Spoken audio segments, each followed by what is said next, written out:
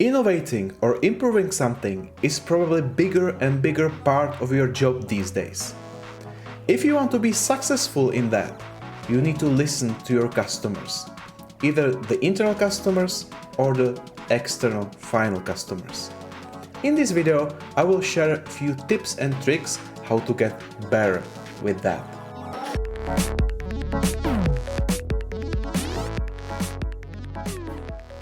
My favorite author, Seth Godin, tells a story about a Sony radio. The story happens in the 80s and it was about developing of a new product. It was a portable radio. It looked maybe like that, like an early version of a radio like that. And Sony was about to launch this new product. So to be absolutely sure that this product will be successful, they made a focus group. So the main designer of the product, this is him, he will invite few people, to ask for opinion and to understand if the product will be successful, if they will buy the product. So he or she, I'm not sure, will show them the radio and said like, look at that, this is our new product and it will cost $100. I will now show you the radio, I will let you, test it, and then you will tell me if you would buy it. So he would share it, the people would try the radio, play around with it, and at the end of the focus group, he would ask, so would you buy this for $100? And they would all say, yeah, for sure, I would buy it. I would also buy it. Oh, it's great, I love it, I would buy it. I would also buy it. And the designer said, okay, thank you guys. As a present for your participation in this focus group, look at this table in this room, As you can see, on this table, there are ready and finished, version of this radio to be launched, worth of $100. And each of you can take one of the radios. And if you don't want the radio, I can give you $20 in cash for your participation. Guess what happened? No one took the radio. Everybody took cash. And what's the learning from this? The real test was not asking the people, do you like it? The real test was the decision if they want the radio or they want the $20. And as you can see from this test, people didn't think the radio was worth more than $20. So asking people, do you like it? I built this. Do you like it? Is not effective at all. People are not really good in answering these questions. So how should you work with your customers? How should you ask? Okay, there's a method that designers use and you can use as well. It's called empathic interviews. You meet with your customer or potential customer for maybe 1 hour or 1 hour and a half, and you ask questions, deep questions about how they live, how they understand what the problem is, what problems are they solving, what issues they have, what are their deep needs and desires. And based on that, you can innovate your product. Let's imagine a hypothetical situation that you work for a car manufacturer and you would like to redesign and improve the experience with servicing the car. So you would invite a typical customer and you would ask a few questions. And the question is, which questions should you ask? As we know already, it's not a good thing to show the customer, hey, dear customer, this is the new version of the, let's say, service process. This is the new version of our app that we would like to launch. Do you like this? It's not working, as you know. So asking people, do you like this, is not a good idea, and avoid these questions. So what is a better question to ask instead of do you like this? At the beginning of the interview, the good idea is to ask a simple question. People are not very good in opening up easily and starting with deep questions. So I usually like questions like, what car do you drive? How often do you drive it, etc. So this is easy for people to answer and they start talking. It's not a good idea to ask too many questions like how long you drive, etc. You are not mapping a process. You are trying to understand and experience. So what is a good idea is to ask people about story.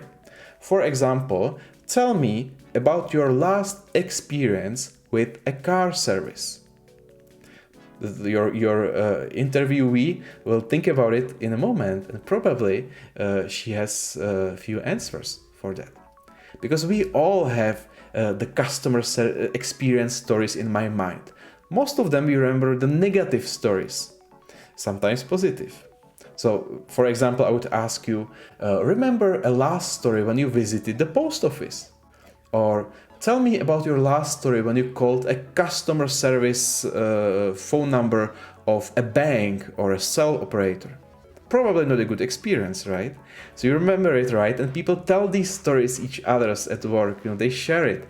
And what's important is that this is a very valuable piece of information for every innovator trying to empathize with those people.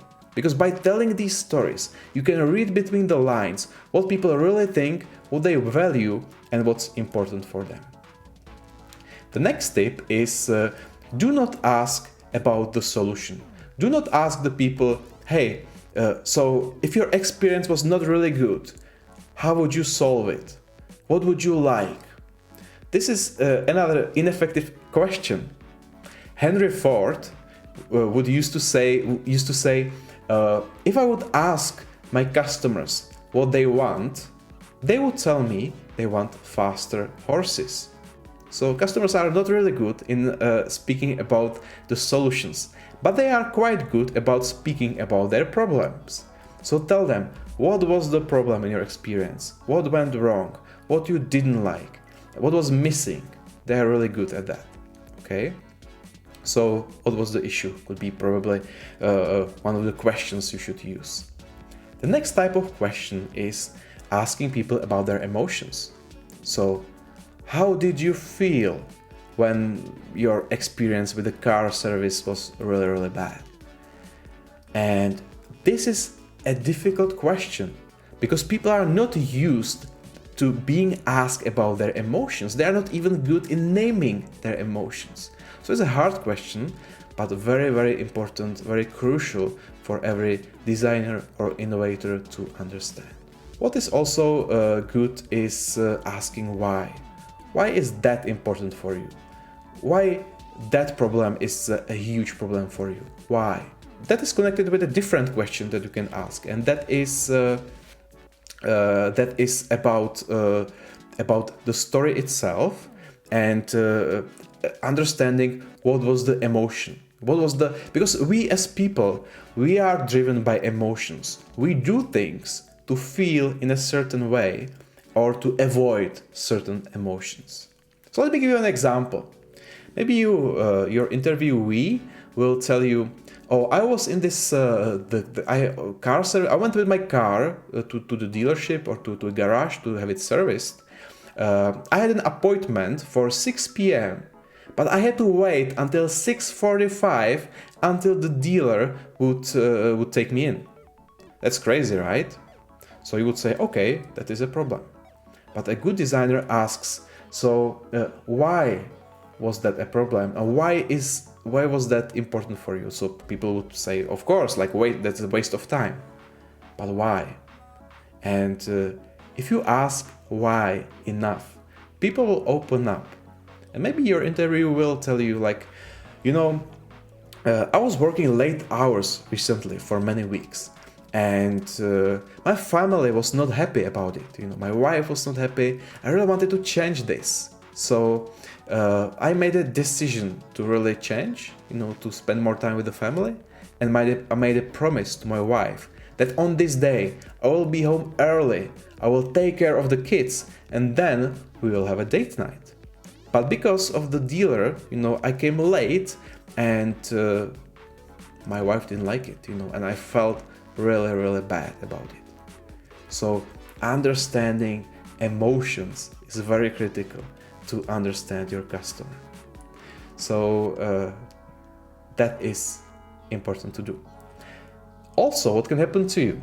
If you work for a large company that people know, then people can start complaining. They will tell you, oh, this service of your company is real shit. I was really disappointed. How could you guys launch this product? It's so faulty. I just hate it. How is that possible? And in that situation, we very often go to a defense mode. We try to explain, we try to defend our work, we try to promise that it will get better. So try to avoid it. Defense mode is not effective at all. It will not take you anywhere. It will not give any value to the interview. It will just lose your time. So try to avoid it. And if that happens, just say, okay, thanks for your feedback. So these were a few interview tips. And if you really understand how you should ask, you will really listen to your customer and get a valuable insights that will help you innovate better.